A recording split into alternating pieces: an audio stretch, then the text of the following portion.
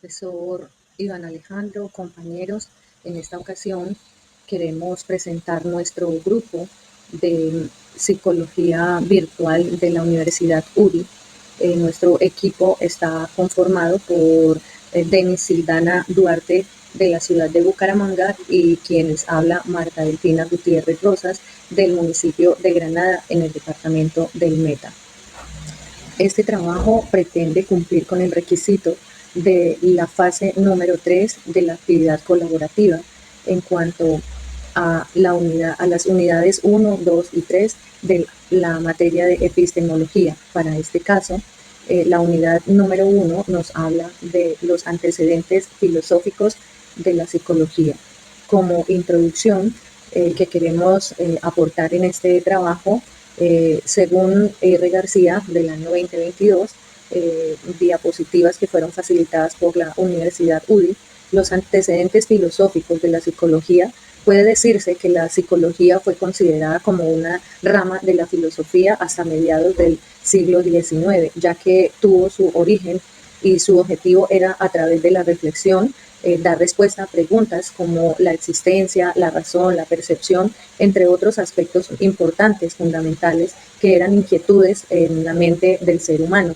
Los antecedentes filosóficos de la psicología son fundamentales para entender cómo ha evolucionado esta disciplina a lo largo del tiempo y cómo, a través de algunos principales pensadores y corrientes filosóficas que incluyeron pensadores presocráticos como Empédocles, Demócrito, así como algunos filósofos clásicos como Sócrates, Platón, Aristóteles.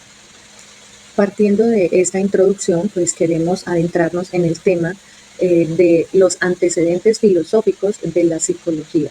La epistemología, como tratado o estudio del conocimiento, ocupándose de los problemas tales como de las circunstancias históricas, psicológicas y sociológicas que llevan a obtener el conocimiento, según Delgado 2018. Una definición de la epistemología es la encargada de dar explicaciones sobre la existencia, la verdad, la moral, la belleza, la mente y el lenguaje a través de algunos argumentos racionales y experimentos mentales hasta alcanzar el desarrollo del pensamiento científico mediante la observación, razonamiento y experimentación. A través de este diagrama de flujo miramos cómo hay algunos antecedentes de la psicología, filosóficos de la psicología, y encontramos allí a varios personajes, a varias personas importantes que influyeron para llevar a cabo esta gran explicación. Su objeto era a través de la reflexión dar respuesta a preguntas del ser humano, es decir, que se hacían reflexiones para encontrar respuestas a aquellas preguntas que quizá en el momento no se les hallaba una respuesta. Pero luego surgen algunos personajes importantes, como en la filosofía presocrática aparecen pensadores, grandes pensadores como Heráclito en el año 534 al 474. Él en su argumento, o lo que él decía en su tesis, es que todo conocimiento llega al hombre a través de la puerta de los sentidos. Queriendo decir esto, que todos tenemos 5 sentidos, entonces todos juegan un papel trascendental e importante en el desarrollo de esta teoría. Luego, como siguiente medida, aparece Parménides de Elea en el año 1485 a.C. y él fue el creador de la lógica. Seguidamente aparece Protágoras, año 485 al año 410 a.C., donde habla y dice que la vida psíquica está compuesta por percepciones protagóricas. Luego aparece también Empédocles en el año 490, 430 a.C., y sus ideas principales estuvieron alrededor de los elementos de la naturaleza. La mente o la psique está compuesta por átomos. Esto decía Demócrito, año 460 al año 370 a.C. Entonces él decía que la mente o psique estaba compuesta por átomos. A través de la apertura del pensamiento, a través de la mayéutica, se desarrolló esta ley. Luego luego de la filosofía presocrática, aparecen grandes filósofos clásicos en donde aparece la mayéutica. dada a conocer a través de la obra de Platón, según el rasgo distintivo consistente en propiciar en el alumno un aprendizaje a partir del autorreconocimiento de su ignorancia, según Lemony 2011. Aparece esta mayéutica cuyo autor principal es Sócrates en el año 470 a.C. También es importante resaltar que aparecen pensadores como Platón en el año 480 antes de Cristo, pensadores clásicos donde él decía que el mundo de las ideas era de las ideas, según I. Pérez en el 2024. También la inmortalidad del alma, la naturaleza social y política, la dualidad de la mente, cuerpo, mente, el cuerpo no se separa de la mente o el cuerpo o del cuerpo. Viene luego una lógica aristotélica, que es el ente de Aristóteles y aquello que... Conociendo esta base filosófica, entramos a la unidad 2, que son las corrientes de pensamiento científico en epistemología. En este apartado se presentará la propuesta de diferentes autores respecto al término de la epistemología. Asimismo, revisaremos las diferentes corrientes de pensamiento científico que siguieron aportando hasta llegar a la psicología como ciencia, iniciando con aportes de las corrientes fenomenológicas, hermenéuticas, para terminar finalmente en la unidad de esta, que son las corrientes científicas y cuyos elementos terminaron de dar forma a los principales corrientes o exponentes del pensamiento científico en la psicología. Para ello, queremos qué fue la psicología como ciencia. En el año 1879, Wilhelm Wundt, él se interesó por estudiar fenómenos del ser humano, estudia la experiencia consciente, la introspección experimental. También Wundt realiza más de 100 experimentos controlados, la cual era una técnica de la autoobservación. Luego viene el campo de la investigación o de la indagación como ciencia, es decir, que para él todo el ser humano estaba involucrado para estudiarlo, experimentar, para realizar ciertas acciones que lo llevarían a descubrir sus tesis. También habla esta teoría de la ontología de la psicología, que se divide en 3 etapas: décadas conductistas, revolución cognitiva, sumergimiento de la ciencia y la mente. También aparecen la década de los conductistas y aparece el personaje Skinner y John Watson, el padre del conductismo. También Iván Pavlov era un filósofo ruso laureado con el Premio Nobel de Medicina en el año 1903 y cuya propuesta del condicionamiento clásico. Con este cuadro hipnótico donde nos habla del cognitivismo y la revolución cognitiva, donde nos dice que ya los bebés tabula rasa, donde toman una gran importancia los conceptos como desarrollo humano, social y personalidad, y el desarrollo infantil. Ya los bebés y los niños son más conscientes y competentes, ellos ya logran aportar respuestas a preguntas de investigación en antropología, lingüística y neurobiología. El estudio de los procesos mentales del comportamiento tienen ya involucran ya más pensamientos, emociones y aprendizaje y recuerdos. Está la investigación en la psicología, donde requieren evidencia científica para y se basan en observación y experimentación. Estos métodos como la de investigación son la observación natural y la investigación de correlación. Y le damos inicio entonces a la unidad número 3, donde la psicología como ciencia.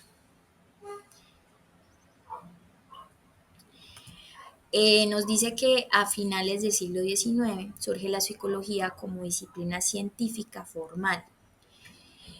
La historia se divide en 3 etapas: el surgimiento de la ciencia de la mente. La psicología inicia como ciencia en el año 89 y es creada por Wilhelm Wundt. Él nos dice que la técnica de autoobservación rigurosa con condiciones controladas, quien realiza mediciones de tiempos de reacción y percepción de colores y memoria, es la introspección. La segunda etapa, décadas conductistas, por John Watson, quien es el padre del conductismo. El conductismo nos dice que, y él nos dice que se basa en el estudio de la conducta humana observable e identifica que ésta es modificable con el comportamiento de los individuos tras un proceso de estímulo y finaliza con aprendizaje. El condicionamiento operante. El psicólogo Edward Thorndike es el pionero en el estudio del condicionamiento instrumental, quien establece el principio de dominio, ley del efecto. El concepto nos dice que forma la enseñanza mediante la cual el sujeto tiene más probabilidades de repetir las formas de conducta que conllevan a una consecuencia y menos probabilidad de repetir la que conlleva a un problema negativo. Dice que el aprendizaje hace asociación entre un comportamiento y una consecuencia, y el reforzamiento es el que se aplica a un estímulo que hace aumentar la probabilidad que una conducta se repita en el futuro. Dice que el refuerzo positivo es cuando se premia una conducta con el fin de que ésta se vuelva a repetir en el futuro. También está el refuerzo negativo, que es cuando se pone en una situación desagradable al sujeto hasta que éste muestre una conducta deseada. El castigo, que es la consecuencia negativa ante una conducta indeseada, y la extinción es ignorar la conducta indeseada. Ahí es cuando pues se tiene presente de si te portas bien, carita feliz, si te portas mal, carita triste. Luego seguimos con la tercera etapa, que es la revolución cognoscitiva, donde nos habla del cognitivismo. Este toma una gran importancia en conceptos como el desarrollo humano, social, la personalidad y el desarrollo infantil. En la revolución cognitiva, el interés amplía los procesos mentales, ya los niños y los bebés son activos y ellos buscan ya aprender, ya no se tienen en cuenta como un tablero en blanco. Eh, en la psicología cognitiva ya se es posible observar recuerdos, emociones, pensamientos a través de la conducta humana. El estudio de los procesos mentales del comportamiento en un sentido amplio involucra aprendizaje y toma de decisiones. La relación entre ya ahí la psicología cognitiva y el proceso neurológico logran tener ayudas diagnósticas como es la imagenología cerebral, que es una radiofrecuencia para producir imágenes muy detalladas del cerebro como aparece en la imagen, y ya, ya después la psicología pasa a una investigación en psicología, porque ellas necesitan tener evidencia científica como todas las ciencias para hacer posible. La psicología utiliza una variedad de métodos de investigación para basarse en esto. Inician ellos con la observación natural, que le es favorable la formación o se observa mucho la conducta natural de la persona. Lo que no les favorece en esta observación natural es la presencia de la observación del observador, porque afecta la observación.